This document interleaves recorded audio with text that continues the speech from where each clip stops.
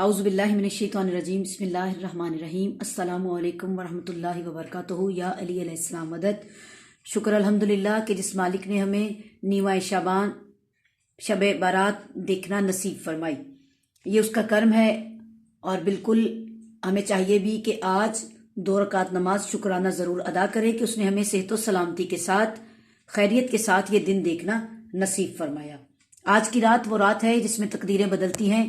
सब जानते हैं कि किस्मतें खुल जाती हैं, तकदीरें बदलती हैं, और तकदीरें बदलती हमेशा अपने मालिक के जिक्र से है, क्योंकि ये माफी मांगने की रात है, सिद्ध के दिल से मार्फत मांगने की रात है।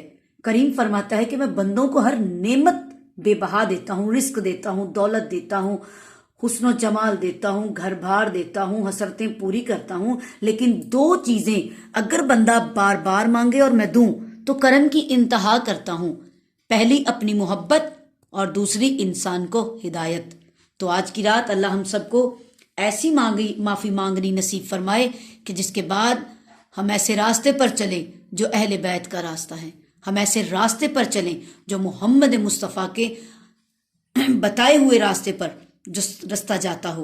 अल्लाह रब्बुल इज़्ज़त के जिक्र में ही सब शफाएं हैं, सब दुआएं हैं, सब कर्म हैं।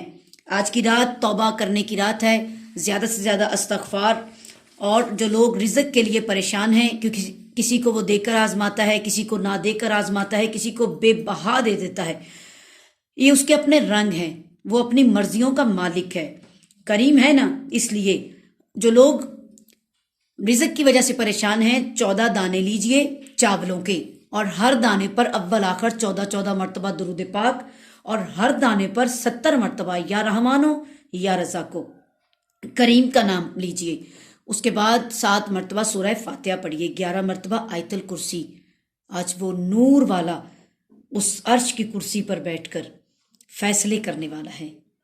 आज की रात में सूरह यासीन 3 मरतबा पढ़ी जाती है, और वो इस नियत से कि एक बार जिंदगी में तंदुरुस्ती और बरकत के लिए, दूसरी मरतबा रिस्क में बरकत के लिए, और तीसरी मरतबा हर तरह की शर और जादू से बचने के लिए 3 मरतबा सूरह रहमान पढ़नी चाहिए। बेशक हम उसका सांस लेने का ही शुक्रिया अदा नहीं कर सकते। वो करीम है, उसने हमें ऐसा करम वाला जलवा दिखाया है अपना, और दिखाता है हर रोज। हम अपनी मर्जी से खाते हैं, पीते हैं, लिबास ओढ़ते हैं, पहनते हैं, शुक्र अल्हम्दुलिल्लाह, क्योंकि जब तक वो नाम ना लिखे, नए धागे में किसी का नाम नहीं लिखा जा सकता। आज की रात माफियां मांगने की रात है, ऐसी माफी कि जिसके बाद कोई गुनाह ना हो, ऐसा जिक्र कि जिस जिक्र में उसके अलावा कोई और ना हो।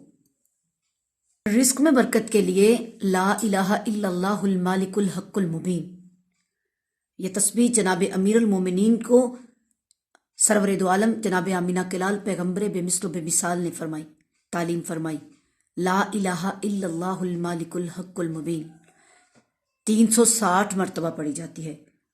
आज की रात वो रात है कि बीबी हकीमा खतून रिवायत फरमाती हैं कि मैं अपने बेटे हसन अस्करी के घर, भतीजे के घर तशरीफ लेकर गई।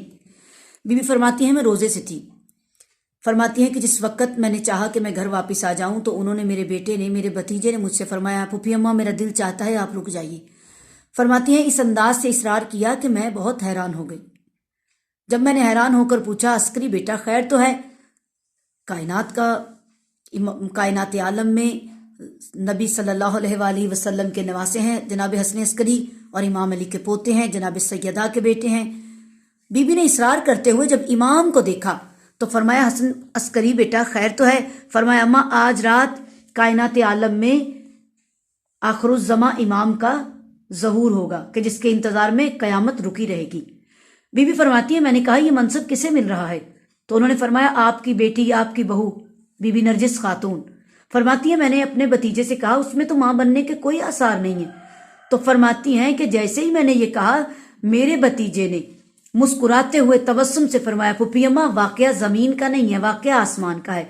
आसमान पर आसार भी हैं, वहां नूरियों के नूर में इजाफा हो रहा है, वहां नूरियों को और नूर अता किया जा रहा है, वहां माहौल भी है, वहां जश्न भी है, वहां दरूदों की तस्बीहां बुलंद हो रही हैं।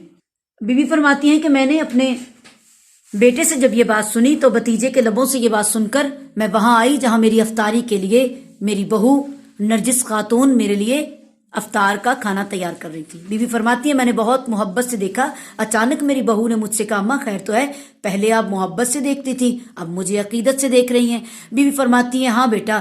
کہا اماں وجہ؟ تو بی بی نے فرمایا بی بی میں نے سنا ہے کائنات عالم میں اللہ نے جس امام کو حجت بنا کر قیامت جس کے انتظار میں رکھنی ہے آپ اس کی ماں بننے کا منصب پا رہی ہیں۔ بی بی فرماتی ہیں اماں قسم ہے مجھے اللہ کی، میں نے اپنے سرتاج کو حسن عسکری کو سوائے خواب کے کبھی سامنے دیکھا ہی نہیں، اور آپ فرماتی ہیں میں ماں بننے والی ہوں۔ بی بی فرماتی ہیں بیٹا یہ امام کے گھر امام آ رہا ہے، حجت کے گھر حجت آ رہی ہے، اس لیے یہ واقعہ آسمان کا ہے، یہ واقعہ وہاں کا ہے۔ بی بی فرماتی ہے میں نے پوچھا اماں میں کیا کروں؟